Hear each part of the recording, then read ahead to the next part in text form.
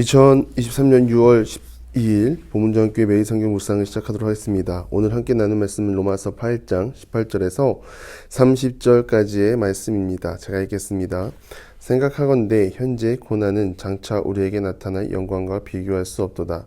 피조물이 고대하는 바는 하나님의 아들들이 나타나는 것이니 피조물이 허무한 데 굴복하는 것은 자기 뜻이 아니요 오직 굴복하게 하시는 이로 말미암음이라. 그 바라는 것은 피조물도 썩어짐의 종노릇 한 데서 해방되어 하나님의 자녀들의 영광의 자유에 이르는 것이니라. 피조물이 다 이제까지 함께 탄식하며 함께 고통을 겪고 있는 것을 우리가 아느니라. 그뿐 아니라 또한 우리 곧 성령의 처음 익은 열매를 받는 우리까지도 속으로 탄식하여 양자될 것 곧 우리 몸의 속량을 기다리느니라. 우리가 소망으로 구원을 얻었음에 보이는 소망이 아니니 보는 것을 누가 바라리요. 만일 우리가 보지 못하는 것을 바라면 참음으로 기다릴지니라. 이와 같이 성령도 우리의 연약함을 도우시나니 우리는 마땅히 기도할 바를 알지 못하나 오직 성령이 말할 수 없는 탄식으로 우리를 위하여 친히 간구하시느니라. 마음을 살피시는 이가 성령의 생각을 아시나니 이는 성령이 하나님의 뜻대로 성도를 위하여 간구하심이니라. 우리가 알거니와 하나님을 사랑하는 자 곧 그의 뜻대로 부르심을 입은 자들에게는 모든 것이 합력하여 선을 이루느니라. 하나님이 미리 아신 자들을 또한 그 아들의 형상을 본받게 하기 위하여 미리 정하셨으니 이는 그로 많은 형제 중에서 맏아들이 되게 하려 하심이라.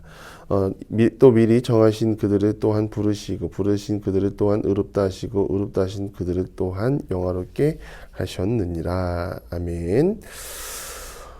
바울은 로마에 있는 신자들에게 그리스도인들의 편지를 보내면서 육의 부활과 영의 부활에 대해 자세하게 설명하고 있습니다. 이 8절에 앞장 8절에 육신에 있는 자들은 하나님을 기쁘게 할 수 없고 우리 안에 그리스도의 영이 없다면 그리스도의 사람이 아니라고 말합니다. 또한 우리 몸은 죄로 말미암아 죽음을 피할 수 없지만 그리스도의 영이 있는 우리는 의로 말미암아 살아날 수 있다고 말합니다. 그리고 바로 이 로마서 8장 11절 예수를 죽은 자 가운데서 살리신 이의 영이 너희 안에 거하시면 그리스도 예수를 죽은 자 가운데서 살리신 이가 너희 안에 거하시는 그의 영으로 말미암아 너희 죽을 몸도 살리시리라.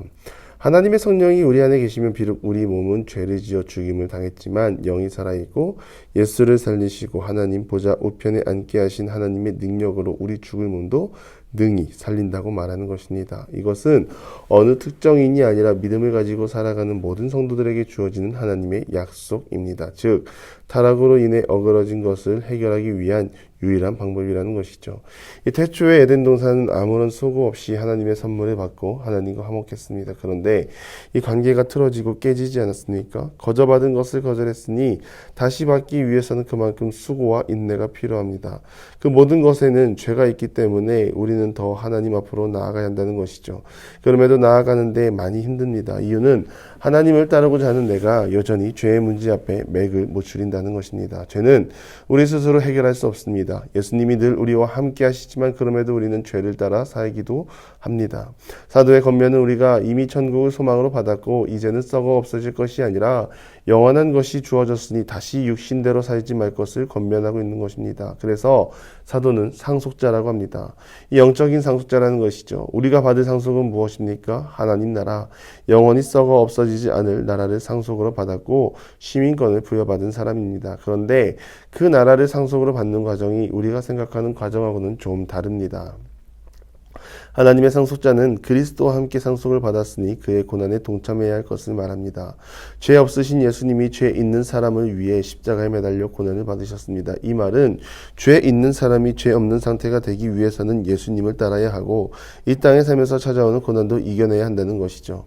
찾아오는 고난을 우리 감정대로 연약한 본성대로 대처한다면 우리는 다시 육에 속한 자료로 들어갈 것입니다.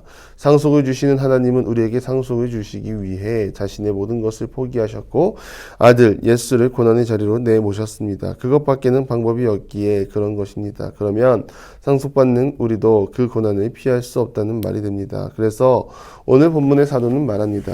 현재 고난은 장차 우리에게 나타날 영광과 비교할 수 없도다. 여러분 아멘으로 받으시기 바랍니다. 이 땅을 살면서 우리는 크고 작은 일에 부딪히고 특히나 그런 일들을 경험할 때마다 우리의 감정이 상하고 마음이 상하는 안타까움을 맞이합니다. 그럴 때 우리는 지키고 있는 믿음을 고스란히 내려놓고 자기의 본성을 따라 행하는 연약함을 마주합니다. 그러나 우리는 포기하면 안 되고 멈추면 안 됩니다.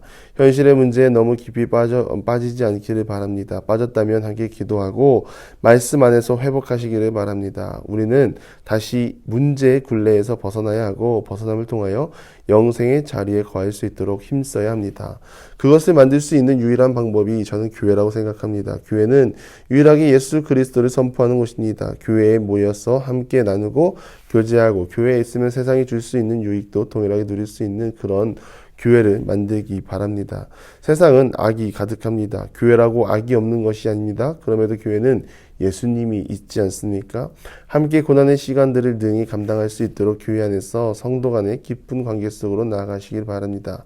피조물이 허무한데 굴복하는 것은 자기 뜻이 아니니 제가 바자회를 준비하며 주한이 학교 친구가 바자회에 놀러 왔습니다. 엄마들끼리 얘기를 하는데 어쩌다 친구인 엄마가 물건을 가져다 주러 학교에 갔다가 무릎 꿇고 손들고 있는 그 자녀의 모습을 봤다는 것입니다.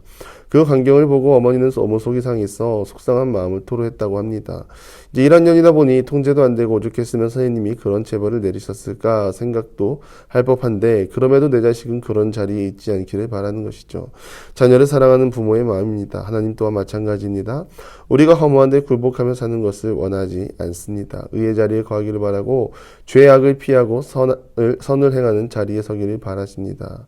우리는 얼마든지 선을 행하는 자리에 설 수 있습니다. 이유는 우리는 더 이상 죄의 종이 아니라 의의 종이기 때문입니다. 허무한 것을 따르지 아니하고 영원한 것을 따르고 하나님 나라를 상속으로 받는 우리 모두가 되기를 바랍니다. 우리가 보고 믿는 믿음은 얼마나 쉽습니까? 그것은 믿음이 아닙니다.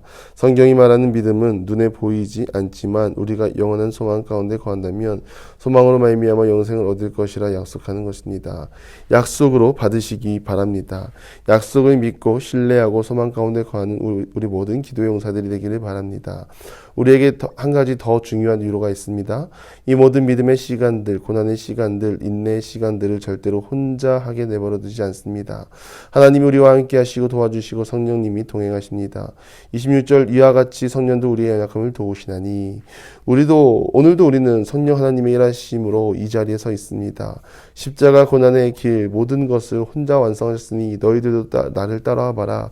내가 얼마나 큰 일을 해냈는지 직접 경험해봐라 말씀하시지 않습니다. 성령 하나님의 능력으로 우리를 도우시고 우리를 인도해 주십니다. 성령님의 가장 큰 사역 아닙니까? 성부 하나님은 모든 것을 창조하셨고 성자 예수님은 틀어진 모든 것을 회복시키기 위해 십자가를 지셨고 성령 하나님은 우리 마음속에 우리를 하나님 앞에 설 수 있도록 이끄는 역할을 지금도 하고 계십니다. 즉 우리가 지금 예배 앞에 말씀 앞에 있는 것은 우리의 의지인 것 같지만 성령 하나님이 우리 각 사람에게 힘을 주셔서 악한 세상이 아니라 악한 세상을 살아갈 수 있도록 기도를 부르시고 하나님 앞에 서게 하셨다는 것입니다. 이것은 사람의 의지가 아닙니다. 성령 하나님의 이끄심인 줄 믿습니다. 왜일까요? 우리를 더 이상 악한 자리가 아니라 의의 자리, 소망의 자리에 우리를 두기 위함입니다. 간절히 바라기는 우리가 보이는 소망을 따라 행하지 아니하고 하나님이 우리 모두에게 하신 약속, 능력의 약속을 붙잡고 신뢰하며 나가는 모든 기도의 용사들이 되기를 바라고 하나님 안에서 온전한 천국을 누리며 나가는 기도의 용사들이 되기를 간절히 축원합니다. 기도하겠습니다. 성령 하나님, 오늘도 우리를 의의 길로 이끌어 주심에 감사드립니다. 우리가 간절히 바라기는 세상에 보이는 소망을 따라가지 아니하고 하나님의 말씀을 따라 의의 소망을 품고 나가는 하나님의 자녀들이 다 되게 하시옵소서. 또한 우리는 천국을 상속으로 받은 자들입니다. 무엇보다 천국을 받기까지 우리에게 찾아오는 고난을 피하지 않게 하시고 힘써 싸워 인내하며 천국을 날마다 바라보며 나가는 그러한 믿음의 사람들이 다 되게 하여 주시옵소서. 예수님의 이름으로 기도드리며 이제는 우리 구주 예수 그리스도의 은혜와 하나님의 극진하신 사랑하심과 성령의 감화 감동 교통하심이 보이는 소망이 아니라 천국 소망을 품고 성령의 인도를 날마다 받고 나아가기를 간절히 소망하는 사랑하는 부문중학교 모든 기도의 용사 위에 이제로부터 영원토록 함께 하시기를 간절히 축원하옵나이다. 아멘.